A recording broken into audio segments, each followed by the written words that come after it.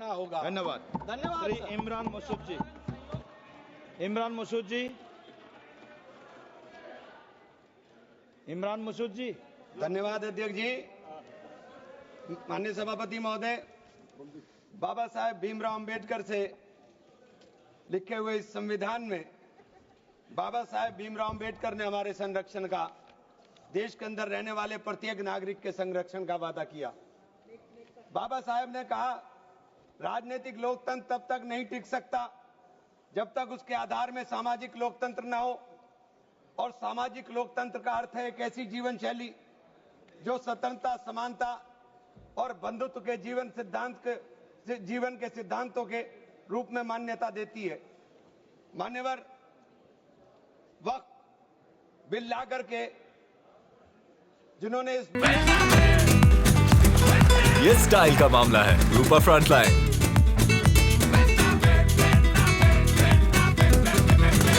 वक्त बिल को ड्राफ्ट किया, मुझे बड़ा ताज्जुब होता है बार बार वक्फ के बारे में आपको जानकारी। वक्फ है क्या? वक्फ एक फरीजा है। हर मुसलमान के लिए जो जिसकी जो हैसियत है वो अपनी हैसियत के हिसाब से अपनी प्रॉपर्टी को या किसी भी चीज को अल्लाह की राह में वक्फ करता है। और इस वक्फ के जो ड्राफ्ट करने वाले लोग थे, जो उन्होंने बिल ड्राफ्ट किया था, उनमें मैक्सिमम लोग वो थे जिनको वक्फ के बारे में जानकारी नहीं थी। और मैं एक बात बहुत दावे के साथ कहता हूं कि 90% लोग ये नहीं बता पाएंगे, मुसलमान के अलावा, कि पाकी और नापाकी क्या होती है। तो आप वक्फ को क्या जानेंगे?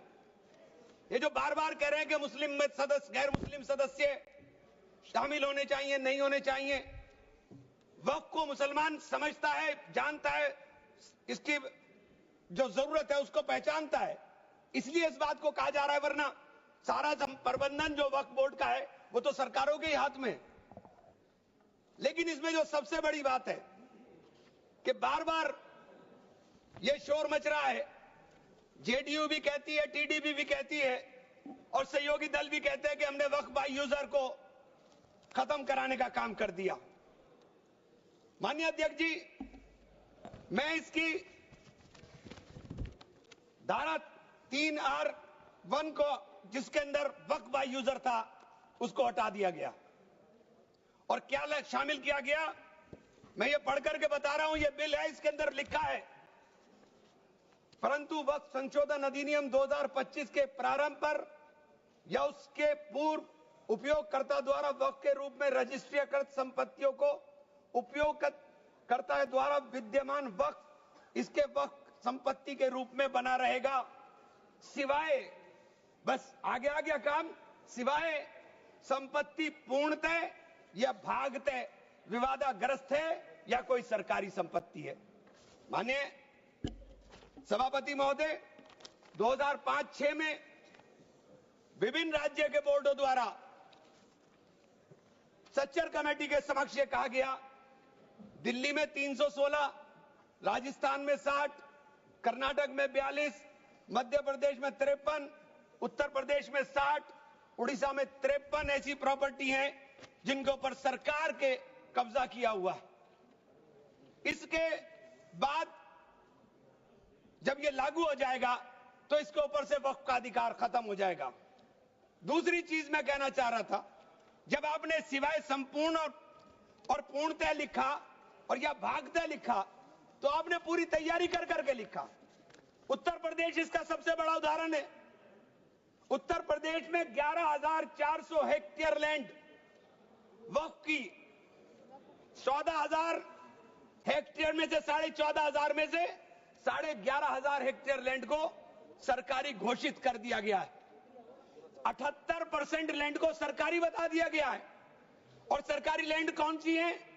उसमें इमामबाड़ा है, उसमें प्राचीन मस्जिदें हैं, उसमें 500-500 साल के पुराने कब्रिस्तान हैं, उसमें ईदगाहें हैं, गांव-गांव के अंदर बनी हुई मसाजिद हैं।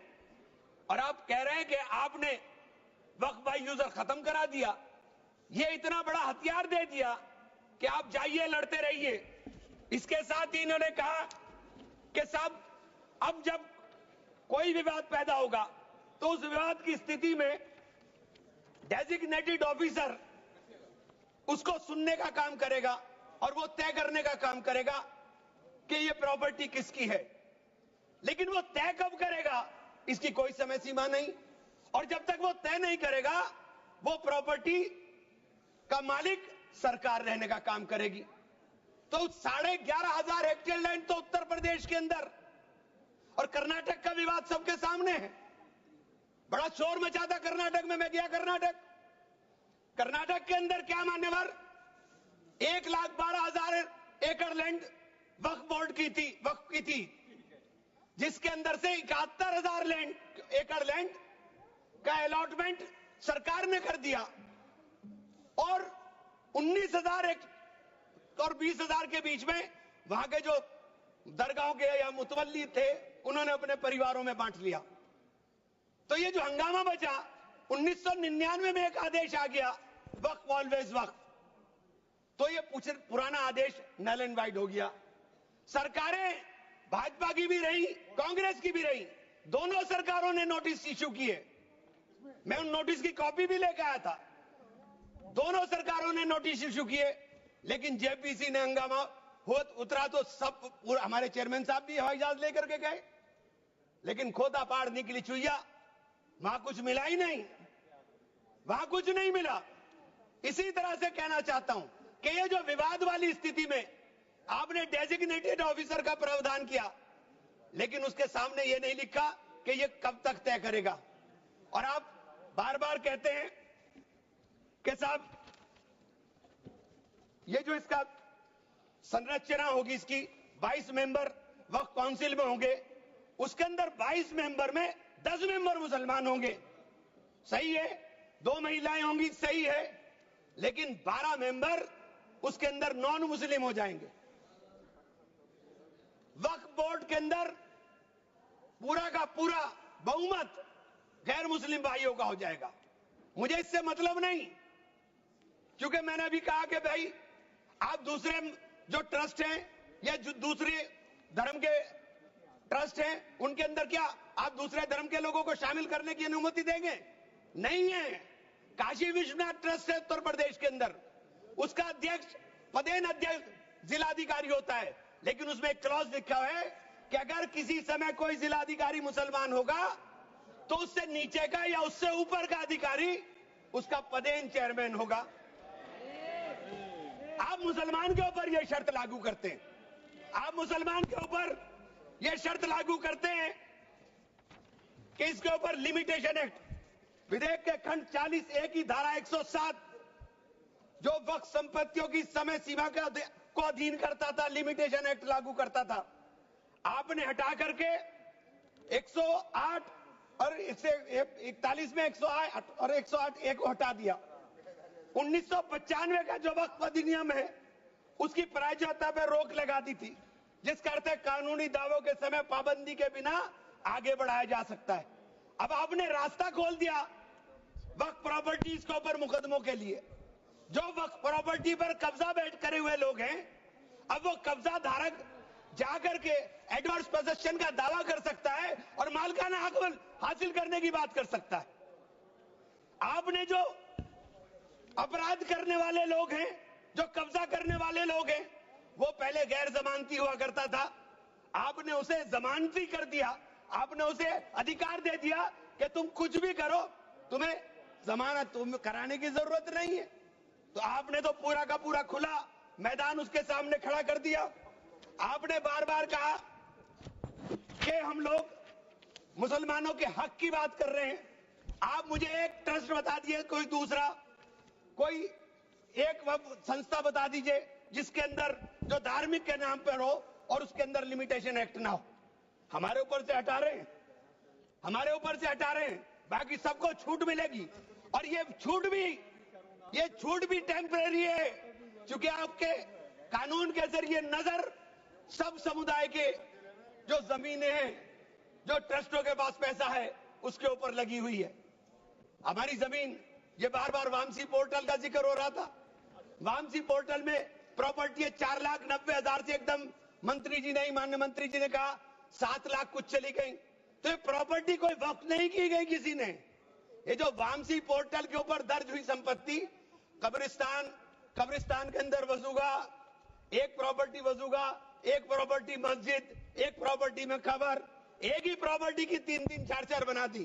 और आपने बता दिया कि वामसी पोर्टल ने, और 10 साल माने मंत्री जी, 10 साल का बहुत समय होता है। जो काम आप 10 साल में पूरी संपत्तियों का रजिस्ट्रेशन नहीं कर सके, मान्यवर प्लीज सब प्लीज आप मान्य नहीं, वामसी पोर्टल पर आपने बार बार 10 साल में काम नहीं कर सके। आप कह रहे हैं कि 6 महीने के अंदर सारी संपत्तियों का रजिस्ट्रेशन करा लेना, और सारी संपत्तियों का अगर रजिस्ट्रेशन नहीं होगा तो वो संपत्तियां वक्फ की नहीं बचेंगी। रजिस्ट्रेशन कौन करेगा? रजिस्ट्रेशन आपके अधिकारी करेंगे। जब 10 साल में नहीं कर सके तो 6 महीने में कैसे करेंगे? और ये पूरी तरीके से संविधान विरोधी कानून है। साथ अनुच्छेद 14, अनुच्छेद 16, अनुच्छेद 26 और अनुच्छेद 25 का सीधे सीधे ओवरलैपिंग करने का काम करता है। आपसे अनुरोध है कि माननीय 2 मिनट का समय और दे दें। ये बार बार कहते हैं कि प्रैक्टिसिंग मुस्लिम। आप एक बात बता दीजिए, आप प्रैक्टिसिंग मुस्लिम की बात कर रहे हैं, आप किस तरह तय करेंगे कौन प्रैक्टिसिंग मुस्लिम है? ये कौन बताएगा कि आपकी क्या परिभाषा है प्रैक्टिसिंग मुस्लिम की?